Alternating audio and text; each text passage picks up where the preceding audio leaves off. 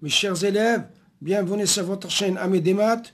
Aujourd'hui, nous allons voir un exercice sur les limites destiné aux élèves de première bac sciences mathématiques. Si c'est la première fois que vous visitez notre chaîne, veuillez s'abonner à la chaîne et activer la cloche pour recevoir toutes les nouvelles. Maintenant, on va aborder la résolution de l'exercice.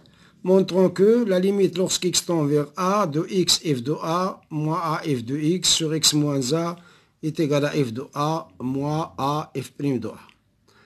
Donc, on va commencer par x f de a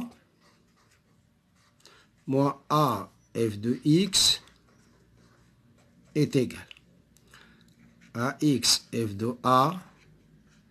Je vais retrancher moins a f de a et ajouter a f de a. J'ai retranché et ajouté le même nombre. Moins a f de x est égal. Et si je vais factoriser par f de a, c'est un facteur commun, c'est x moins a. Donc, ici, je vais factoriser par moins a. Moins a, facteur de f de x, moins f de a. Voilà x.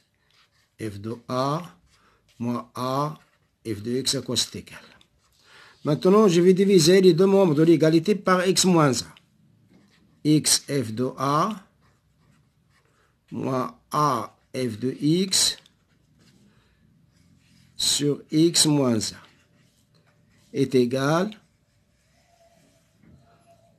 à f de a, facteur de x moins a, moins a, facteur de f de x, moins f de a, sur x moins a est égal à x f de a, moins a f de x, sur x moins a. Ici, je vais décomposer. C'est f de a, facteur de x moins a, sur x moins a, moins a, f de x, moins f de a, sur x moins a. Maintenant, je simplifie par x moins a. Donc, x f de a, x f de a, moins a f de x, sur x moins a. Je simplifie par x moins a, il me reste f de a, moins a, f de x, moins f de a, sur x moins a.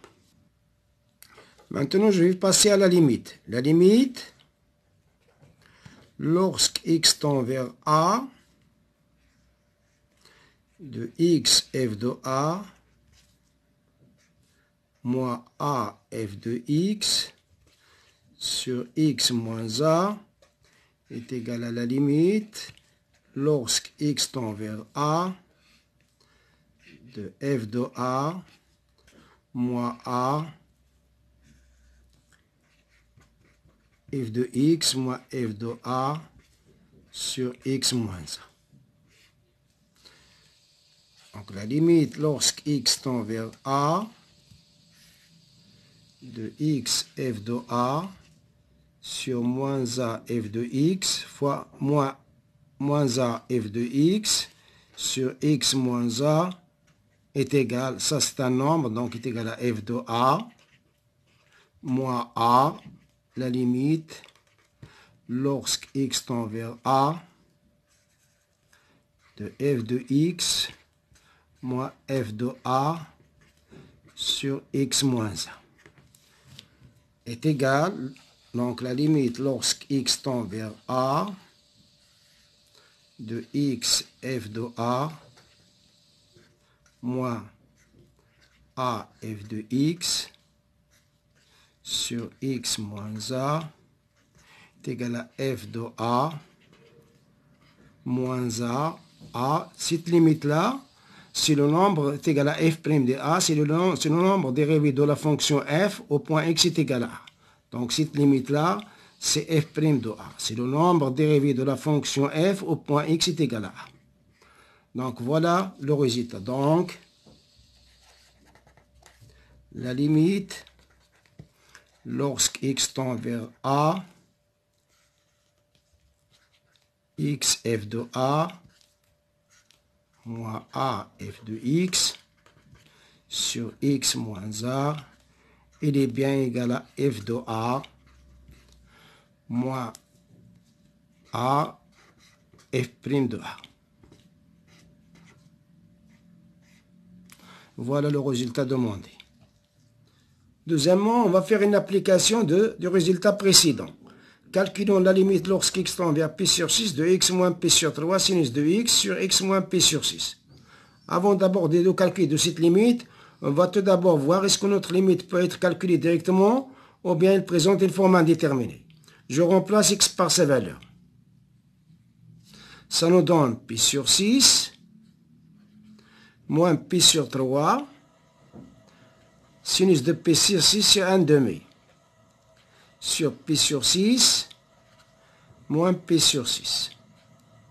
Donc au numérateur c'est 0, au dénominateur aussi c'est 0. Donc c'est une forme indéterminée de type 0 sur 0.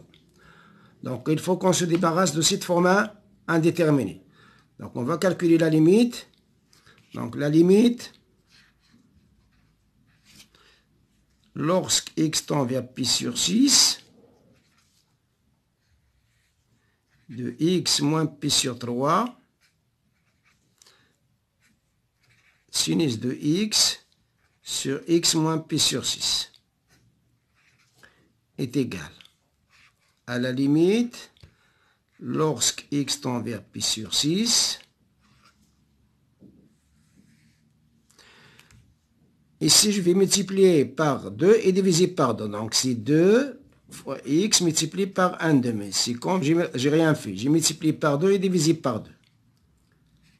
La même chose ici, je vais multiplier par 2 et diviser par 2. Donc, moins 2 p au dénominateur, ça nous donne pi sur 6. C'est sinus de x sur x moins pi sur 6. Au numérateur, je vais factoriser par 2. Est égal à 2. Je vais factoriser par 2. Est égal à 2. La limite, lorsque x tend vers pi sur 6. Donc, x fois 1 demi moins pi sur 6. Sinus de x sur x moins pi sur 6. Voilà notre limite. La limite, lorsque x tend vers pi sur 6, de x moins pi sur 3, sinus de x, sur x moins pi sur 6. À ce stade, on pose f de x est égal à sinus de x. Implique f de pi sur 6 est égal à sinus de pi sur 6 implique f de pi sur 6 est égal à 1 demi. On a aussi, quel que soit x appartenant à R, f' de x est égal à cosinus de x. Implique f' de pi sur 6 est égal à cosinus de pi sur 6. Implique f' de pi sur 6 est égal à cosinus de pi sur 6, c'est racine de 3 sur 2.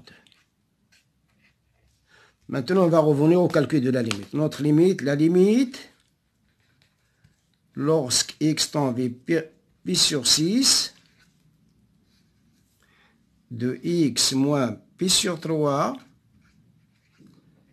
sinus de x, sur x moins pi sur 6. On a des égales à la limite, à deux limites. Lorsque x tend vers pi sur 6, de x fois 1 demi, moins pi sur 6, sinus de x, sur x moins pi sur 6 est égal à 2, limite, lorsque x tend vers pi sur 6, x, 1 demi, c'est f de pi sur 6, moins pi sur 6, fois f de x, sur x moins pi sur 6, est égal à 2. D'après la première question là, cette limite là, c'est f de pi sur 6 moins pi sur 6 f' de pi sur 6. D'après la première question. D'après la première question. Donc, est égal à 2 facteurs. F de pi sur 6, c'est 1 demi. Moins pi sur 6. F' de pi sur 6, c'est racine de 3 sur 2. Déjà calculé aussi. Maintenant, je vais développer 2 fois 1 demi, moins 2 fois pi sur 6, fois racine de 3 sur 2. Je simplifie par 2, il me reste ici, c'est 1. Ici, je simplifie par 2, c'est moins p racine de 3 sur 6. Voilà notre limite. La limite, lorsque x tend vers pi sur 6, de x moins pi sur 3, sinus de x sur x moins pi sur 6. Donc, la limite, lorsque x tend vers pi sur 6, de x moins pi sur 3,